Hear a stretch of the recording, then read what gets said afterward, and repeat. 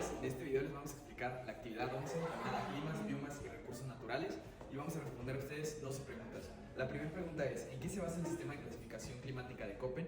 Este se basa en el comportamiento de la temperatura y la precipitación para definir los diferentes tipos de climas que hay en todo el mundo, ¿no? La pregunta número 2: explicación de la tabla, principales características de las zonas climáticas de Köppen.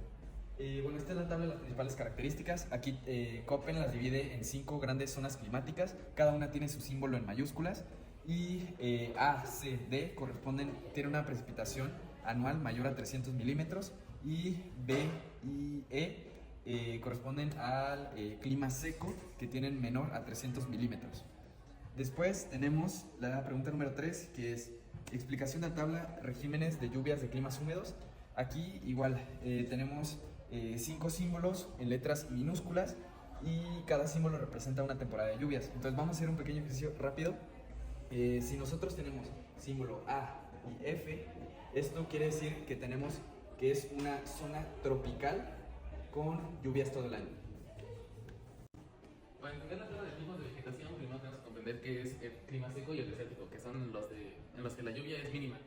Los primeros dos, los símbolos S y W, representan climas secos, donde se encuentra la estepa, que son las herbáceas, y el desierto, que son las xerófitas. La B, que ya son los climas polares, que son la alta montaña, la tundra y los hielos perpetuos, en donde ya no hay vegetación.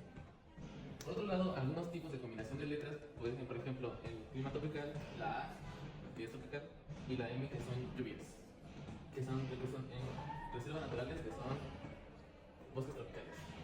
Y lo mismo aplica para la C, que es templado, y la D, que es frío. La W son lluvias en todo el verano y la F son lluvias todo el año, que resultan en bosques mixtos. Para explicar cómo se distribuyen las zonas climáticas, podemos determinarlo como franjas desde el Ecuador hacia los polos. Sin embargo, estas pueden cambiar debido a corrientes marinas, alturas o relieve. Por ejemplo, en esta zona puede ser muy frío y en esta parte de acá muy caliente, y esto se debe a la altura.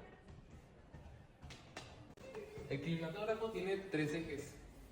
En el horizontal tenemos los meses del año y en el vertical izquierdo tenemos la lluvia por milímetros, mientras que en el derecho tenemos la temperatura en grados Celsius. En este podemos observar cómo varía la cantidad de lluvia y la temperatura durante los meses. Algunos de los principales biomas representativos que existen son el bosque templado, que tiene una clasificación de Köppen de CFB, que es templado sin estación cálida y verano cálido. Se encuentra en el este de Estados Unidos, también en Asia Oriental, que son en China y en Japón. Tiene un invierno de menos 5 grados Celsius y un verano máximo de 30 grados Celsius. La principal flora son robles, hayas y arces, y la principal fauna son ciervos, zorros y búhos. Del desierto se clasifica con BWH en la clasificación de Köppen. Se encuentra principalmente en la parte norte de África. Tiene una temperatura de menos 4 grados Celsius y una máxima de hasta 50 grados. Tiene como principal fauna escorpiones y camellos, y como flora principalmente donde son los cactus. En la parte de la estepa se clasifica como BSK, que es semiárido. Se ubica principalmente en Asia Central, en la Patagonia y en las praderas de Norteamérica, con una temperatura de menos 10 grados Celsius hasta una máxima de 30 grados Celsius. Como flora tienen pastos bajos y hierbas resistentes, y como fauna hay antílopes, lobos y roedores. Del maqui se clasifica como CSA, que es mediterráneo, verano seco y cálido, con una ubicación en la cuenca mediterránea de California, en Chile central y en Sudáfrica central. Y principalmente tienen un invierno de 5 grados Celsius y un verano de 30 grados Celsius. La flora son matorrales densos, encinas jaras, y la fauna son jabalíes, insectos y reptiles. La pradera pastizal tiene una clasificación de CFA, que es templado, en verano cálido y húmedo. Se encuentra en el centro de Estados Unidos, en Argentina y en Ucrania, con un invierno de menos 10 grados Celsius y un verano de 30 grados Celsius. Se clasifican por tener pastos altos como flora, y como fauna búfalos, zorros y aves rapaces. Las sabanas tienen una clasificación de Köppen AW, tropical con estación seca. Se ubican en África subsahariana, norte de Australia y Brasil, con una temperatura de entre 20 y 30 grados Celsius durante todo el año. Tienen hierbas altas, acacias y baobab, y como fauna tienen leones y elefantes. La selva tiene clasificación AF, ubicada en la cuenca del Amazonas, cuenca del Congo, sudeste asiático, con una temperatura de entre 25 a 28 grados Celsius. Cuentan con principalmente árboles altos, lianas y epífitas, y como fauna monos, jaguares y tucanes. Por último se encuentra la taiga, con una clasificación de FSM, se ubica normalmente en Canadá y en Rusia, con flora de coníferas y pinos, y finalmente de fauna tienen alces, osos y lobos.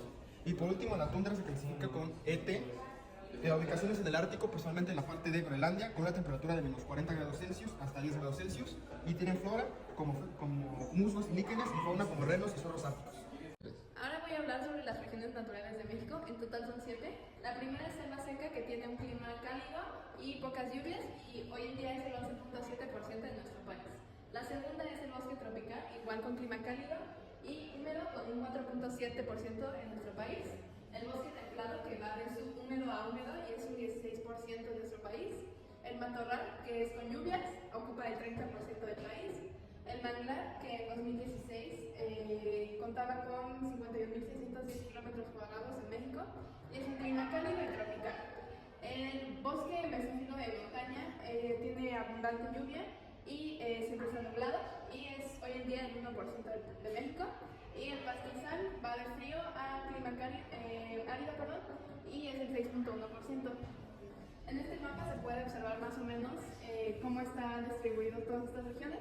Por ejemplo, los números 1 coinciden con selva seca, los números 4 coinciden con matorral, entonces cada uno está señalado con flechas hacia donde va. Chiapas, por ejemplo, nos indica que es el bosque mesófilo y selva seca. Durango es matorral y pastizal. Yucatán es selva seca y bosque tropical, y así con todos. Excepto manglar, es típicamente solamente de zona costera. Entonces, ¿qué son los recursos naturales? Bueno, los recursos naturales son elementos de la naturaleza que son susceptibles de ser utilizados por los seres humanos. Existen dos, los naturales y los procesados. Los naturales son, por ejemplo, la leña, y los procesados puede ser la energía que obtenemos del agua.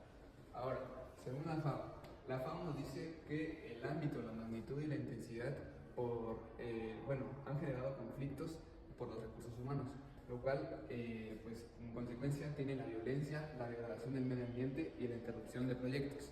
Por ello es importante cuidarlos. Ahora, por último, los tipos de recursos naturales. Existen inagotables, que son aquellos que tienen un suministro de ellos y eso es lo que los caracteriza.